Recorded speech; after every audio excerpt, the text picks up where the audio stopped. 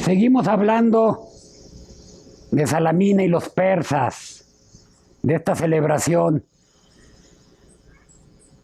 de los 2500 años a la que se unió el teatro en el mundo entero por la batalla de Salamina.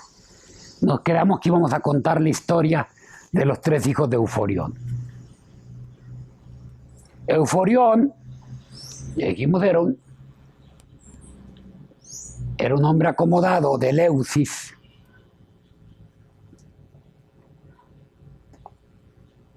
que tuvo 3 hijos y una hija. Y los 3 hijos eran bravos.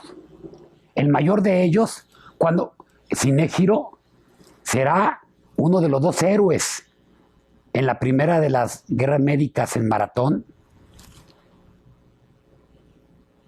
Nos cuentan varios autores, aunque la historia se fue aumentando con el tiempo.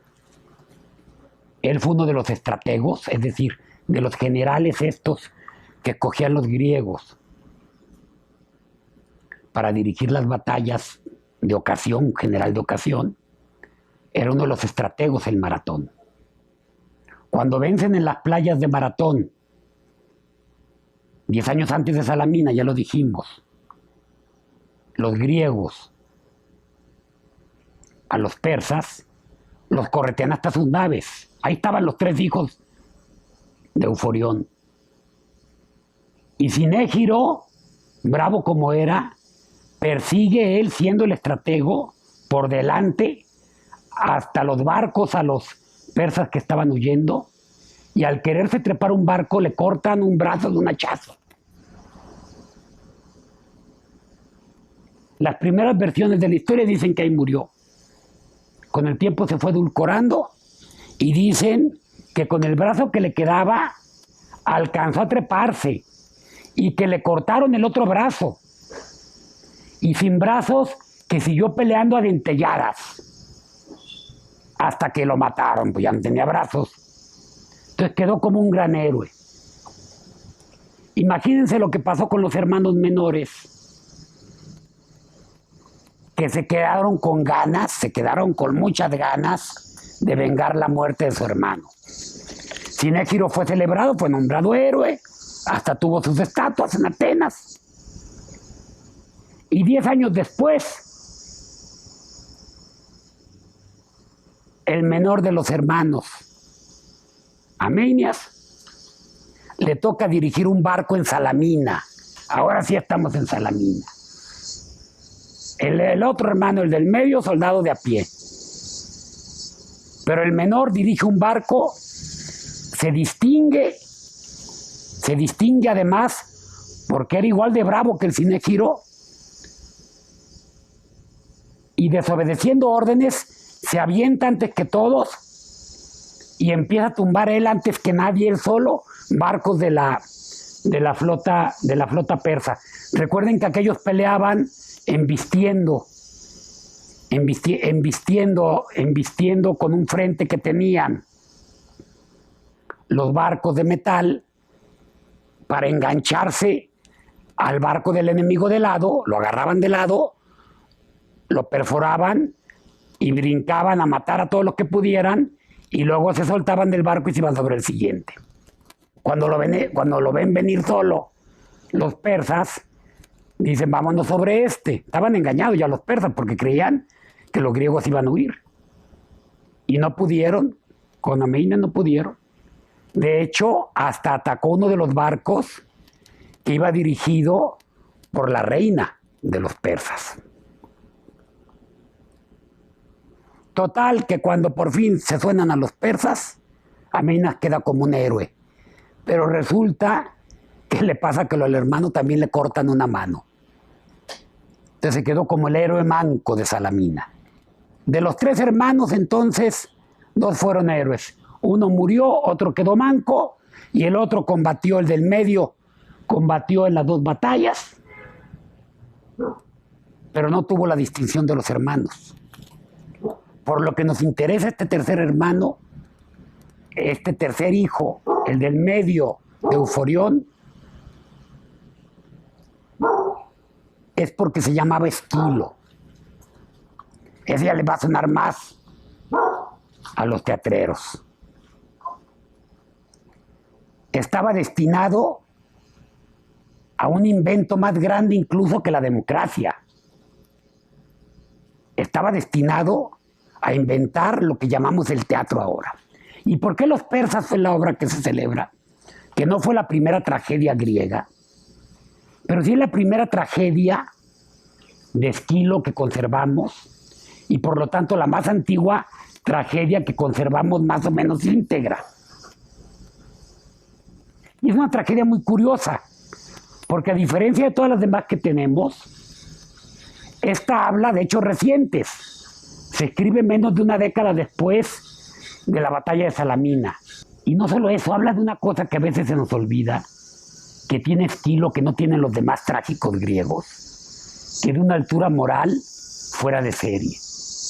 ¿De qué se trata Los Persas? No se trata de burlarse del gran enemigo, del que mató a uno de los hermanos de Esquilo y dejó manco al otro.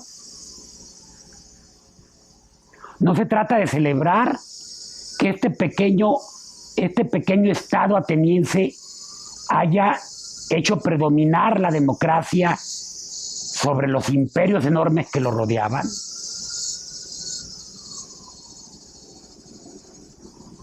No es celebratoria.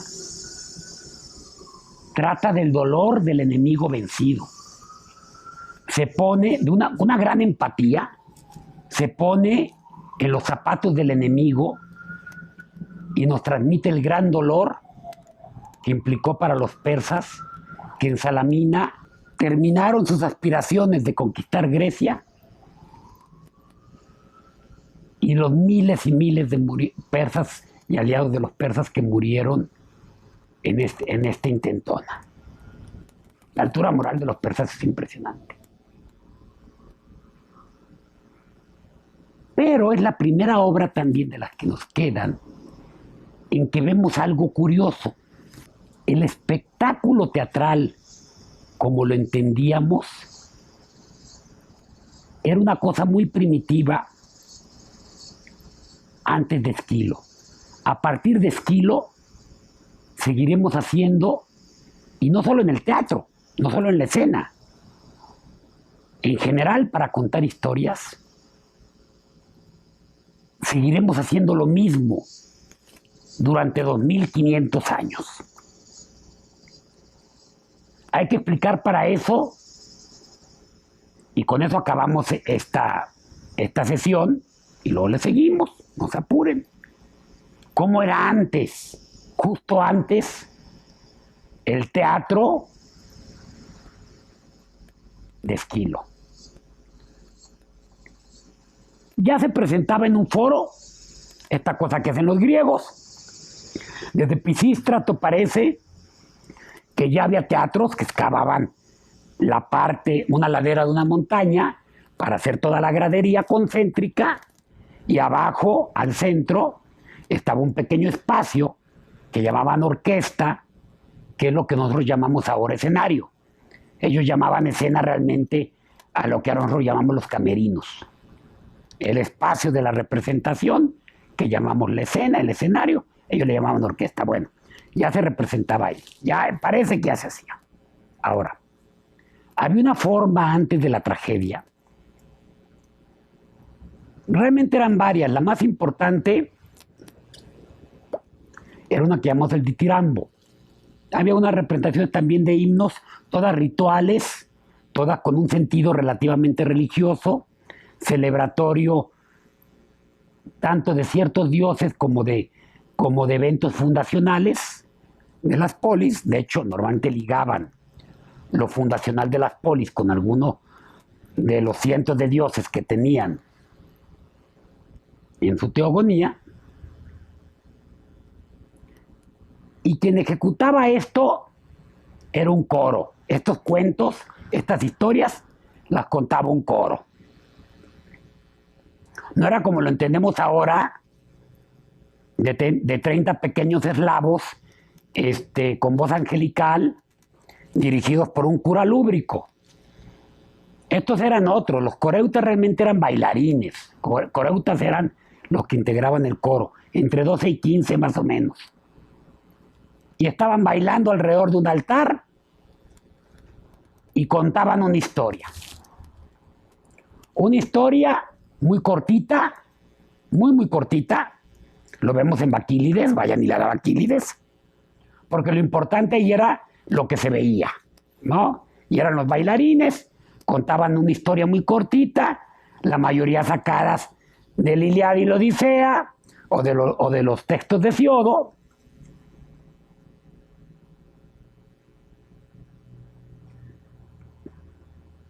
Y lo importante es que se la contaban principalmente al altar.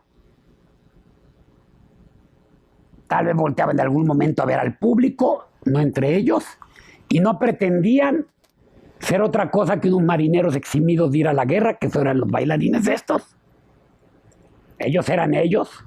No pretendían que la historia sucediera en otro lugar, ni en otro tiempo.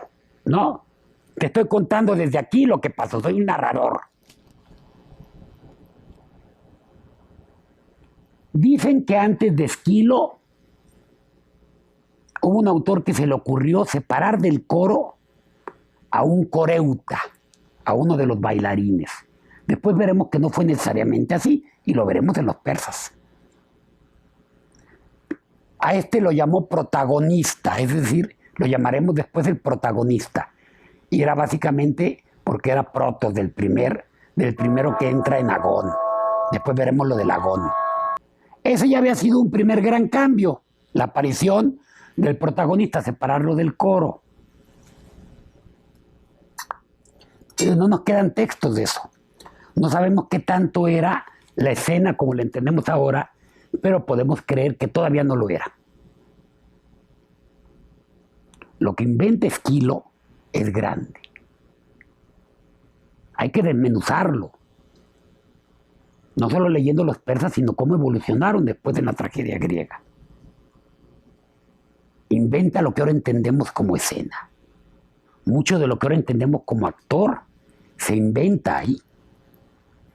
Eso lo vamos a ver en el próximo capítulo, ya al detalle. Nos vemos la siguiente, señores. Muchas gracias.